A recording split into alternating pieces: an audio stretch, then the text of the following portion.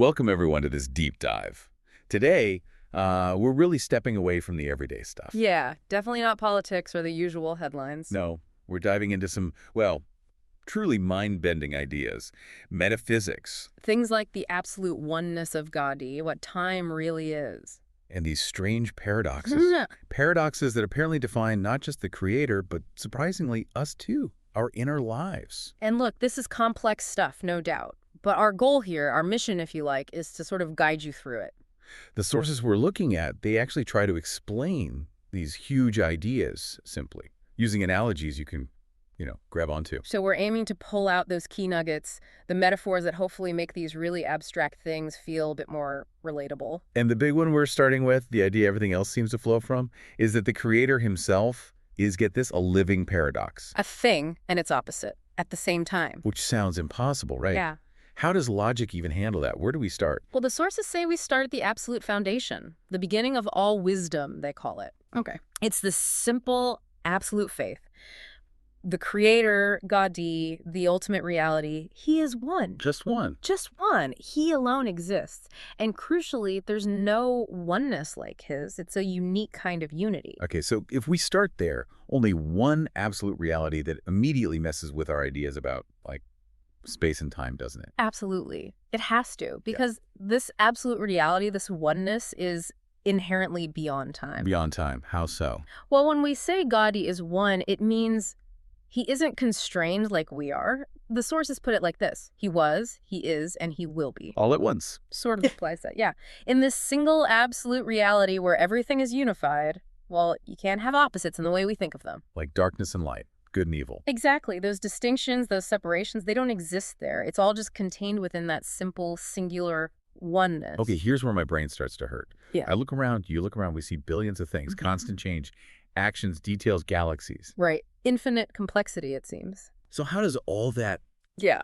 stuff flow from one simple source? How does one thing become infinite things? And that's the great difficulty, isn't it? For our minds, which are stuck in time and space, we naturally see separation everywhere. Yeah. So to help us grasp this, the sources use a really helpful metaphor. They call it the one house metaphor. Okay, the one house. Let's picture it. This house is everything, the single reality of God. Exactly. Now imagine you're inside this house.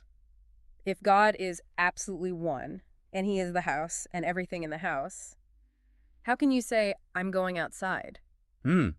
Because if you go outside... You're implying there's something that isn't the house, right? And not him, an exterior place, a second reality. But if the house is all there is... Then going outside is impossible. There is no outside. So inside and outside don't even really mean anything in that context. Exactly. It's all him. It's all one. Even the act of seeming to exit or enter, it has to be happening within that single reality. Okay. That helps visualize the structure, I guess. Why separation must be some kind of illusion at that absolute level. It forces us to confront how we instinctively divide things up. But down here, where we live, we definitely experience difference and change and moving, from A to B. Of course we do. That's our daily reality.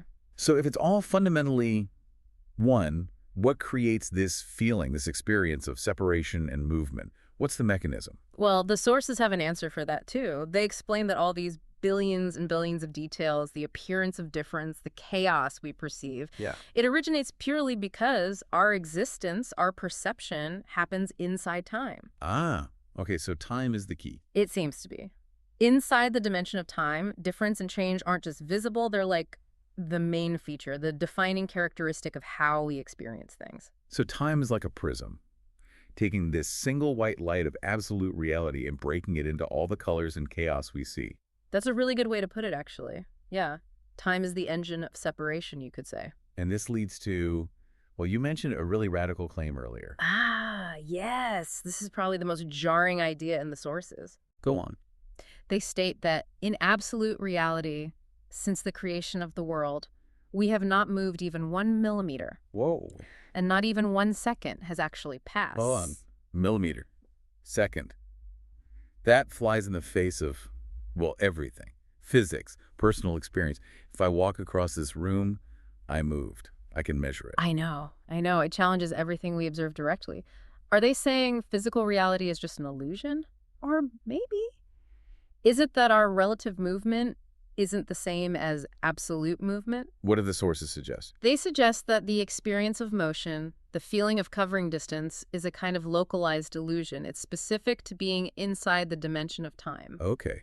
How do they explain that? They use another comparison, this time using our own bodies, to make it feel more tangible. Good. I need something tangible right now. They say movement isn't really about covering distance. It's more like shifting from one state of being awake to another state of sleep while remaining in the same place. Like shifting states. Like when I fall asleep, my body hasn't gone anywhere. It's still in bed. Right. You haven't moved in space. But my state has totally changed. My consciousness is completely different. Exactly. You went from state A, being awake, to state B, being asleep, but your fundamental location, your body, stayed put. You didn't move.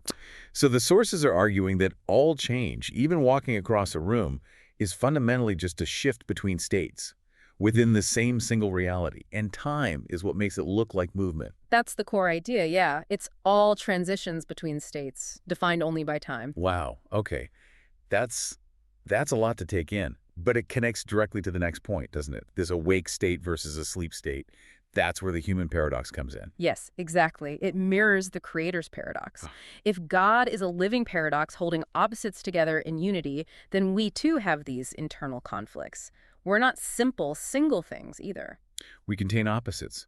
Many voices mixed together, as the sources say, inside one person. That's the phrase they use. And we see it all the time, don't we? In our emotions, definitely. The sources give examples of these contradictory voices, right? They do. First, just look at emotional states. Someone can honestly say, I love myself, really feel it. Right. Total conviction. And then maybe later that same day, an opposite feeling comes up. I don't love myself, or I hate this part of me. Yeah. Two completely opposite voices, mutually exclusive beliefs, but they're both coming from the same person. That makes sense. And then there's the really simple visual example, day versus night. That's probably the easiest one to see.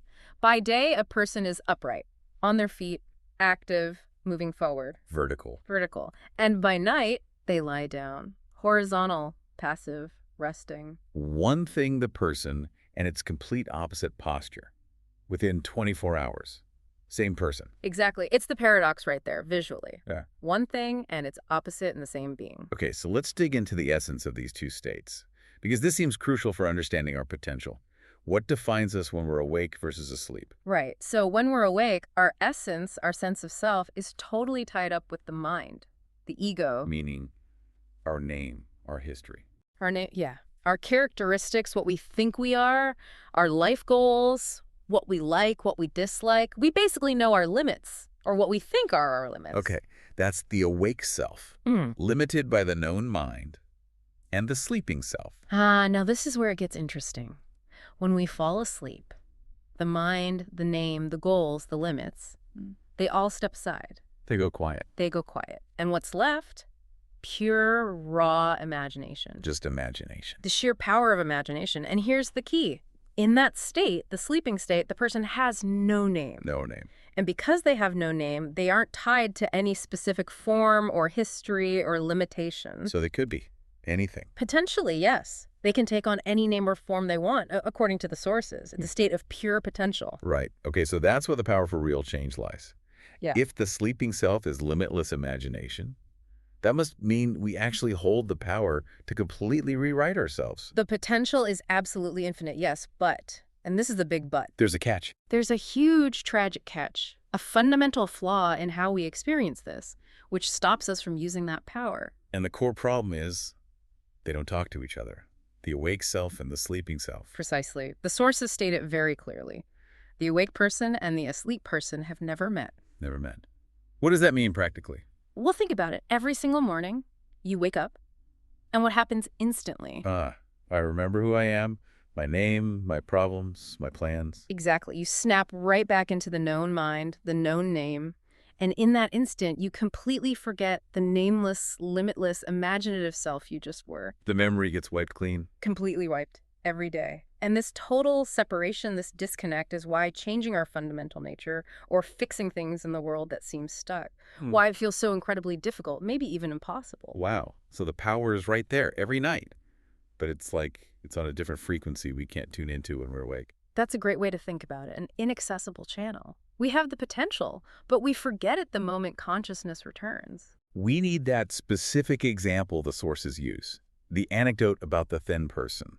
That really drives it home. Yes, that illustrates exactly what could be possible if only these two states could connect. Tell us about it. Okay, so imagine a thin person, someone who desperately wants to gain weight to change their physical form in a fundamental way. Okay. The source suggests that if the awake self, the one with the desire, the intention could somehow communicate with the sleeping self. The one with the limitless imagination. Right. If the awake self could just remind the sleeping, nameless self that he has a form where he's fat, basically, instruct the imagination to embody that potential form. Then what? Then the source claims that new form would become his actual physical reality when he woke up. Just like that. The imagination would manifest it. That's the implication. The ability to rewrite everything, life story, name, form, fate. It exists only in that state where the limiting mind is gone and only imagination rules. But because we can't remember or access that state consciously, we can't use it. We're stuck being who we think we are when we're awake, eternally separated from our own infinite potential. Exactly. That separation is the barrier. It convinces us the world is fixed, our nature is rigid, it keeps us trapped in time where change feels slow and hard-won, if it happens at all. Okay, so now we have to contrast this human condition of separation. Wow. Compare it to the divine reality. If we're split between awake mind and asleep imagination, how does God manage the paradox? Well, God is described as being analogous to the fully awake reality, but with a crucial difference. Which is? Unlike us, he has never gone to sleep. He exists in that perpetual state of was, is, and will be pure existence. And he's defined as all memory. All memory. So he doesn't forget. He doesn't forget anything. He's perpetually unified, this constant wakefulness. It's echoed in Scripture too, isn't it? You mean in Psalms? Exactly. Yep. Psalms 121, he neither slumbers nor sleeps. Now, this is said about the constantly awake aspect of the infinite, and we should probably clarify for listeners. Yeah. When the sources talk about a part of the infinite, like an awake part, that's just language to help us think about it, a figure of speech. Because the infinite can't really have parts. It's one. Precisely. But the concept helps. So God-D's true paradox isn't separation like ours, it's perfect unity. How so? How is his paradox unified? With God, he is awake, but he always remembers that he is also, simultaneously, the sleeping one. And the sleeping aspect always remembers that he is sleeping and awake. So there's constant total awareness between the active power and the limitless potential. Yes. Instantaneous unity and recall. There's no separation, no forgetting like we experience every morning. Wow. And that constant simultaneous unity, that's why our minds, stuck in time and separation, just struggle so much to grasp it. It breaks our categories of how things can be. Completely. Okay, so if that unified memory, that connection, is the key for the divine, what's the path for us? What's the first step towards accessing this hidden knowledge, this potential? The path forward, the very first step, according to the sources, the key to understanding this knowledge beyond time and place, is to realize the simple, absolute truth, the awake person and the asleep person. They are, in fact, the very same person. Not two separate beings that need to meet, but one being experiencing two states. Exactly. Deep down, they are one and the same. Recognizing that unity within ourselves. That's the key. That realization unlocks everything else. If we can see that unity, bridge that internal gap. Then the world, which seems so fixed and impossible to change, because we feel fixed as just one thing, our awake self. Yeah. That world can actually be changed. It can be fixed, set in order, but that power only flows from understanding our own unified nature first. The external change comes from internal unity. That ability flows only from this wisdom, the wisdom that sees beyond the illusion of time and beyond the limitations of place. Wow. Okay. We have covered some truly massive ground today, from that absolute oneness beyond time to the pretty stunning idea that movement itself might be an illusion of state change. And digging into that deep internal split between our conscious named self and that limitless, sleeping, imaginative self. It really reframes how we might think about potential and limitation. So we'll leave you with this final thought, something to maybe chew on this week. Consider this. Is it possible that the difficulty we have changing things out there in the world, changing our circumstances or even our nature, does it simply reflect our own internal separation? Is the real problem just the fact that we've never managed to properly introduce our awake, limited self to our nameless, infinite, imaginative self? That potential to change everything, Mm-hmm. It really does seem tied to finding that wisdom beyond time and place.